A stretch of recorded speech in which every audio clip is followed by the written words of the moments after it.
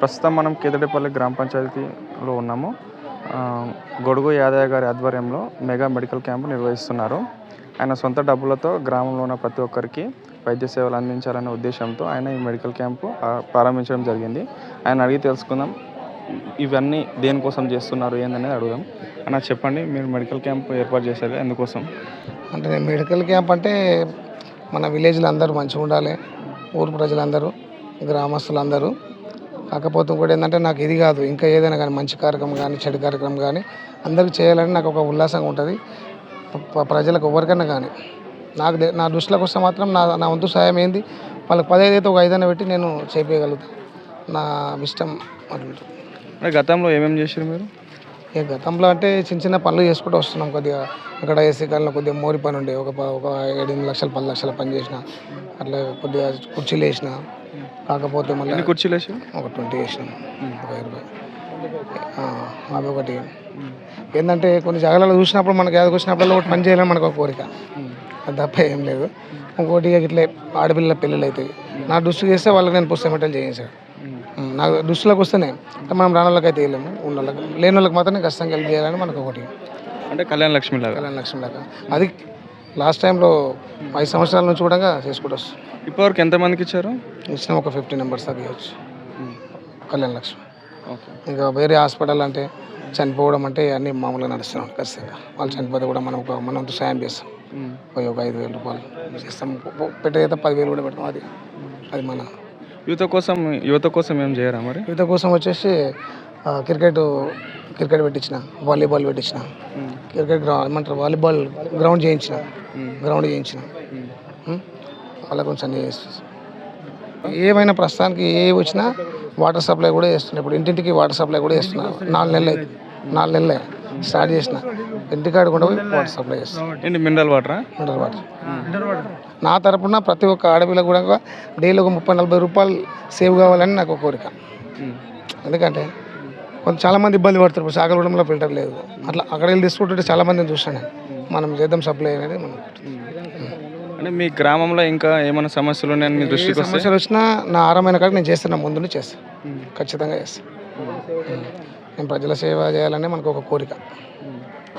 ఇంకేమైనా చేయాలనుకుంటున్నారా? ఇంకేం లేదు ప్రస్తుతానికి అయితే. నేను ఏది నా దృష్టిలోకి వచ్చినా నేను ముందుండి చేస్తాను. ఓకే.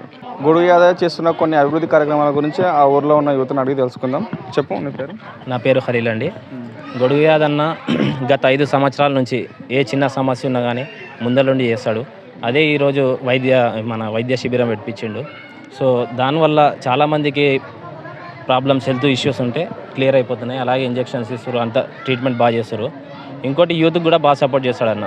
గత 5 సంవత్సరాల నుంచి ప్రతి ఒక్క ఆట ఆడిపిస్తాడు. Volleyball, cricket, kabaddi, cricket, volleyball encourage చేస్తాడు. యూత్కు బాగా సపోర్ట్ చేస్తాడు. అదేవిధంగా ముందుకు చేస్తాడని మనస్ఫూర్తిగా కోరుకుంటున్నాము. మా సపోర్ట్ ఎప్పుడు యూత్ అందరూ గొడుగు యాదన్నకే ఉంటారు.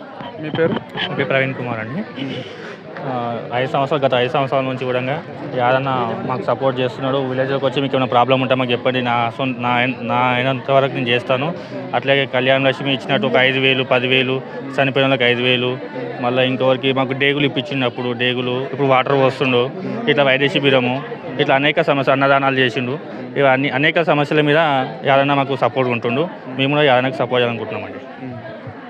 అడిగితే చేస్తాడని చెప్పి నమ్మకం ఉందా మీకు? ఉందండి. మాకు ఈసారి సర్పంచ్ గెలిపించుకుంటాం. మీ పనులు కూడా ఉన్నాయి, మాకు పనులు కూడా చేయించుకుంటాం. రోడ్లే కానీ, సీసీ రోడ్లే కానీ, లైట్లు కానీ, మాకు గేట్ నుంచి లైట్లు కూడా కానీ ఇవన్నీ చేయించుకుంటాము. అన్నతో చేయించుకోవాలని మేము కోరుకుంటాం. మీ పేరు? నమస్కారం అండి. ఇక్కడ విచ్చేసిన అందరు కూడా ఫస్ట్ ఆఫ్ ఆల్ ఏంటంటే చాలామందికి ఇక్కడ హెల్త్ అవేర్నెస్ లేదు. ఇక్కడ ఊర్లో కానీ ఎక్కడైనా కానీ చూసినట్టే, పల్లెల్లో కానీ పట్టణాల్లో కానీ ఇక్కడ చూసినట్టయితే చాలామందికి అసలు తెలియదు అసలు ఎలాంటి జబ్బులు ఉన్నాయి, ఏంటి అసలు ఏం జరుగుతున్నాయి అనేది. లోపల ఏం జరుగుతున్నాయో కంటికి కనబడనండి. ఏదైనా టెస్ట్ చేయించినా కానీ తెలుస్తుంది అనమాట. ఇప్పుడు ఏంటంటే మనం ముందు ఏమైనా జాగ్రత్తలు తీసుకున్నట్టయితే తర్వాత భవిష్యత్తులో ఎలాంటి ప్రాబ్లమ్స్ రాకుండా ఉంటుంది. ఇలాంటి ఆలోచనతోనే మన యాదన్న గారు రావడం జరిగింది.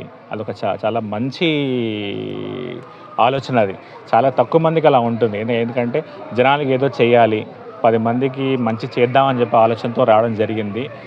సో మా వంతుగా మేము కూడా తోచినంత మేము కూడా సహకరించడం జరుగుతుంది అనమాట దీనికి. అంటే మీరు ఎక్కువగా ఫైండ్ అవుట్ చేసిన ప్రాబ్లమ్స్ ఏమున్నాయి గ్రామస్తుల దగ్గర? ఇక్కడ చూసినట్టే చాలా మందికి షుగర్ ఉండడం, కొంతమందికి ఏంటంటే బీపీ ఉండడం, కొంతమందికి షుగర్ కంట్రోల్ లేకపోవడం కానీ అలా జరుగుతున్నాయి అనమాట. ఇప్పుడు షుగర్ కంట్రోల్ లేకపోవడం ఉన్నా అనుకోండి, చాలా సమస్యలు జరుగుతుంటాయి. ఏంటంటే గుండెపోటు రావడం కానీ, పక్షవాతం రావడం కానీ, లేకపోతే కిడ్నీలు అనేది ఎఫెక్ట్ అవ్వడం జరుగుతుంటుంది అనమాట షుగర్ వల్ల. అదే బీపీ కంట్రోల్ లేదనుకోండి, సడన్గా పక్షవాతం రావడం కానీ, లేదంటే సడన్గా పేషెంట్ కోమాలకు పోవడం, 180 బీపీ, 190 బీపీ, ఇవన్నీ మనం ముందు చూసుకున్నట్టయితే ఇవన్నీ అట్లీస్ట్ అంటే రెగ్యులర్గా అంటే కనీసం ఒక 2-3 నెలలకు ఒకసారి డాక్టర్ని కలవడం చేస్తే ఇవన్నీ మనం కంట్రోల్లో పెట్టుకోవచ్చు. ఈ క్యాంప్ యొక్క ముఖ్య ఉద్దేశం మెయిన్ ముఖ్య ఉద్దేశం ఏంటంటే ప్రజలకి మంచి చేద్దామని అంతే. అన్న తరఫు నుంచి ఇక్కడ ఏంటంటే ఇప్పుడు ఏదో క్యాంప్ చేసినామని కాకుండా క్యాంప్తో పాటు పరీక్షలు చేయడం జరుగుతుంది.